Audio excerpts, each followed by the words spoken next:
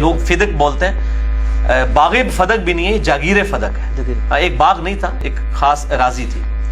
اس کا ایشو جو ہے صدیوں سے اہل سنت اہل تشیع کے درمیان ایک بون آف کنٹینشن بنا ہوا ہے. میرا ابھی تک اس کے اوپر ویڈیو لیکچر نہیں آیا، کیونکہ میں جس مسئلے کو ہاتھ ڈالتا ہوں آپ کو پتا ہے، پھر میں تین کرتاس پہ اگر 3 گھنٹے آئے تو فدق پہ بھی میرے 3 گھنٹے آئیں گے. ابھی میں صرف اپنا اوپینین بتا دیتا ہوں، وہ ایک نٹ شیل میں آپ کو بتا دیتا ہوں. میرے نزدیک یہ مینیجریل ایشو تھا. اگر حضرت ابوبکر الصدیق رضی اللہ تعالیٰ عنہ نے اپنے پاس اس کو رکھا اس بنیاد پہ کہ نبی صلی اللہ علیہ وسلم کے بہاف پہ میں اب خلیفہ ہوں، مجھے امت نے چنا ہے، تو آپ صلی اللہ علیہ وآلہ وسلم کی جگہ میں مینجمنٹ کروں گا، باقی اس کے جو معاملات ہیں وہ اہل بیت کو ہی جاتے تھے. ٹھیک ہے، تو یہ ان کا موقف بالکل ٹھیک تھا. اور اگر وہ حضرت فاطمہ کو دے دیتے، جیسا کہ بعد میں عمر بن عبدالعزیز نے جو ہے وہ آل فاطمہ کو دے دیا، تب بھی درست ہوتا. تو یہ مینیجریل ایشو تھا، اور اس میں سیدہ فاطمہ جو ناراض ہوئیں، اب یہ ناراضگی جو ہے ان کی سیدنا ابوبکر صدیق رضی اللہ تعالی عنہ کے ساتھ ایک بشری تقاضے کے تحت تھی. اس پہ نعوذ باللہ یہ فٹ کرنا کہ جی وہ صحیح بخاری اور مسلم کی حدیث کہ جی فاطمہ میرے جگر کا ٹکڑا ہے، جس نے اسے تکلیف دی اس نے مجھے تکلیف دی، نعوذ باللہ من ذالک. سیدنا ابوبکر صدیق تو سوچ بھی نہیں سکتے تھے. ٹھیک ہے، جس ابوبکر صدیق کی حدیث بخاری کے اندر 3751 ہے کہ محمد کی محبت کو اہل بیت کی محبت میں تلاش کرو، وہ کب یہ کر سکتے تھے؟ ٹھیک ہے، وہ ایک بعض کا دنیاوی طور پہ بھی کبھی ایسے اختلاف آ جائے تو ناراضگی ہو، یہ بات ٹھیک ہے. بخاری اور مسلم میں موجود ہے کہ وفات تک سیدہ رہی ہیں، سیدنا علی نے رات کو ان کو دفن کیا ہے، ابوبکر عمر کو نہیں بتایا. ظاہر ہے ایک معاملہ چل رہا تھا اس وقت، اور یہ دنیاوی اعتبار سے اس طرح کی ناراضگی ہو جاتی ہے. بل فتویٰ فٹ نہیں کرنا چاہیے.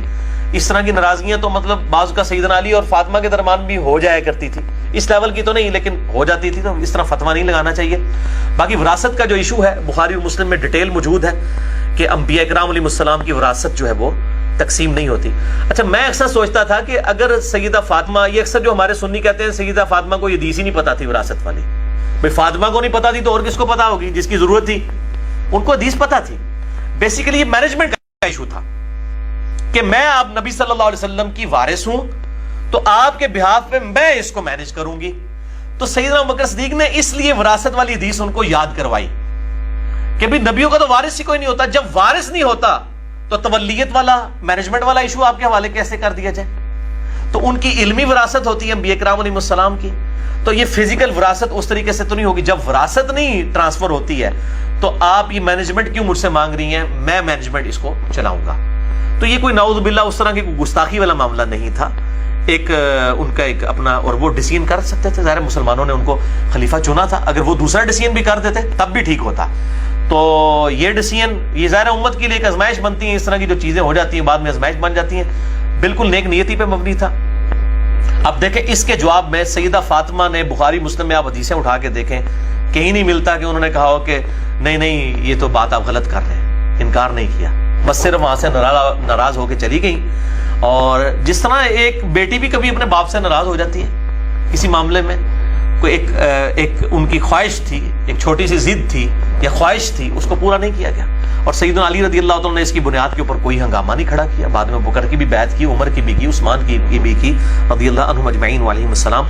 تو یہ اہل تشیع کے ہاں بھی اصول کافی میں امام جعفر الصادق رحمہ اللہ تعالی المتوفی 114 ہجری، المتوفی 148 ہجری، 114 میں امام باقر فوت ہوئے ہیں، 148 ہجری. ان کا قول صحیح سند کے ساتھ شیعہ کے اصول محدثین پہ اصول کافی میں موجود ہے کہ انبیاء کرام علیہ السلام کی وراثت علم ہوتا ہے، وہ تقسیم نہیں ہوتی.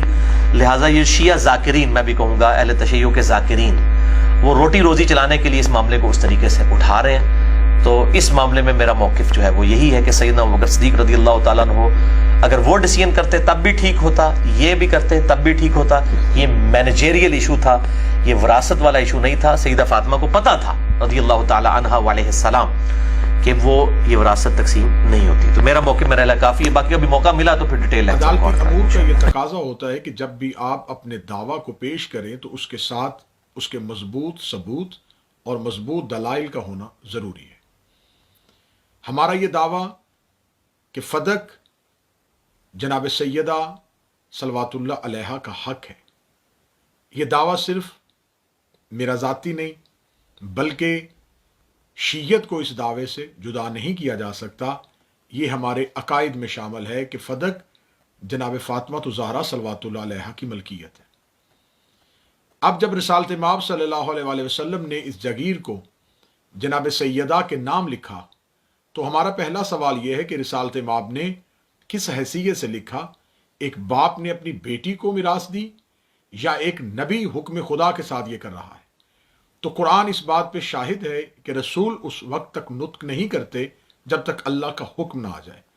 تو خدا کے حکم کے ساتھ بولنے والے رسول نے بحکم پروردگار اس جگیر کو جناب سیدہ کے نام پہ لکھا، اور یہ تحریر رسالت مآب نے جو لکھی اس کو معتبر کتابوں سے ثابت بھی کیا، اور معتبر کتابوں میں اس کا مکمل تذکرہ موجود ہے، جیسا کہ فتاوی عزیزی میں شاہ عبد العزیز محدث دہلوی نے اس کو کچھ اس انداز میں لکھا، یعنی وقف کیا محمد ابن عبداللہ ابن عبد المطلب بن ہاشم بن عبد مناف نے اس موضع کو جس کی حد معلوم ہے حضرت فاطمہ کے لیے، اور ایسا وقف کیا کہ حضرت فاطمہ کے سوا دوسرے کے لیے وہ موضع حرام کر دیا گیا، اور ہاں حضرت نے حضرت فاطمہ کے لیے یہ وقف ہمیشہ کے لیے کر دیا، اور یہ شرط فرما دی کہ حضرت فاطمہ کی وفات کے بعد یہ موضع ان کی ضروریات کے لیے وقف رہے گا۔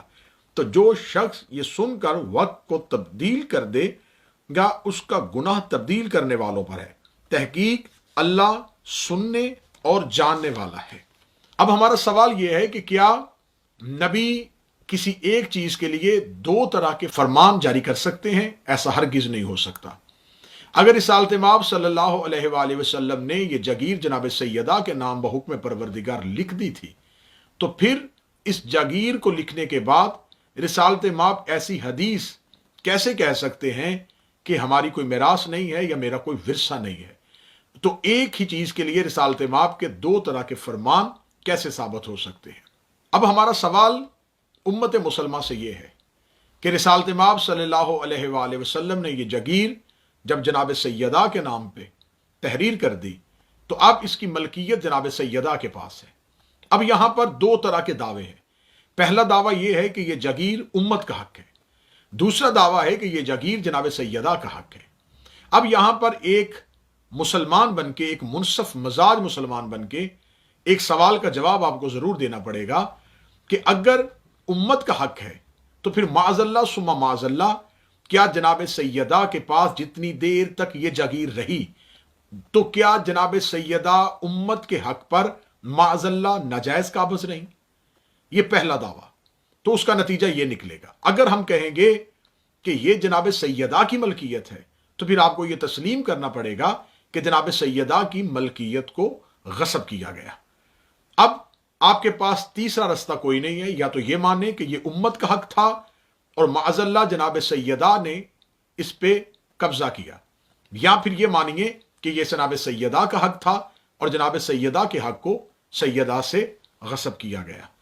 اگر ہم ایک لمحے کے لیے معاذ اللہ ثم معاذ اللہ اس میں یہ کہہ دیں گے کہ یہ امت کا حق تھا تو جناب سیدہ کے پاس جتنی دیر یہ ملکیت میں رہا، کیونکہ یہ تو تاریخ کی کتابیں اس بات پہ شاہد ہیں کہ جب جناب سیدہ کی اس جگیر کو دوبارہ حکومت نے قبضے میں لیا تو جناب سیدہ کے وہاں بیٹھے ہوئے عامل کو اٹھایا گیا۔ اسی لیے جناب سیدہ نے دربار میں آ کے یہ سوال کیا گیا تھا کہ مجھ سے میری جگیر کو کیوں چھینا گیا اور میری جگیر سے میرے عامل کو کیوں بے دخل کیا گیا؟ اس کا مطلب ہے کہ جس وقت حکومت نے جناب سیدہ سے یہ جگیر حاصل کی اس وقت جناب سیدہ اس پہ مالکن کی حیثیت سے موجود تھی اور ان کی ملکیت میں تھا۔ اگر ہم کہیں گے یہ امت کا حق تھا تو سیدہ کے تصرف میں کیسے رہا؟ تو اگر ہم کہیں گے کہ معاذ اللہ یہ امت کا حق تھا اور سیدہ اس پہ مالکن بن کے بیٹھی ہوئی تھی، یا سیدہ نے اس کو معاذ اللہ ناجائز تصرف میں لیا ہوا تھا، تو پھر اہل سنت کی معتبر کتابوں میں صحیح مسلم سے لے کے اور جید کتابوں میں یہ درج ہے کہ جو کوئی کسی ایک مسلمان کی ایک بالش زمین کو ظلم کے ساتھ اپنے قبضے میں لے لے گا تو اس زمین کے ساتوں طبق اس کے گلے میں توق بنا کے ڈال دیے جائیں گے۔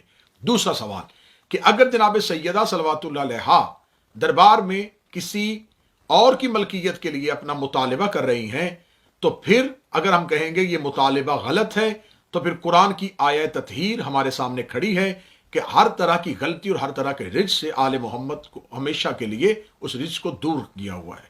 تو اگر ہم کہیں گے کہ معاذ اللہ وہ مطالبہ غلط تھا تو پھر ماننا پڑے گا کہ اگر مطالبہ غلط تھا تو پھر آیت تطہیر کے بارے میں کیا خیال ہے؟ اگر نقل کفر کفر نبشت آیت تطہیر کو غلط کہیں گے تو پھر قرآن میں غلطی ہو جائے گی. اگر معاذ اللہ قرآن کو غلط کہا جائے گا تو پورے کے پورے مذہب اسلام کی چھت گر جائے گی.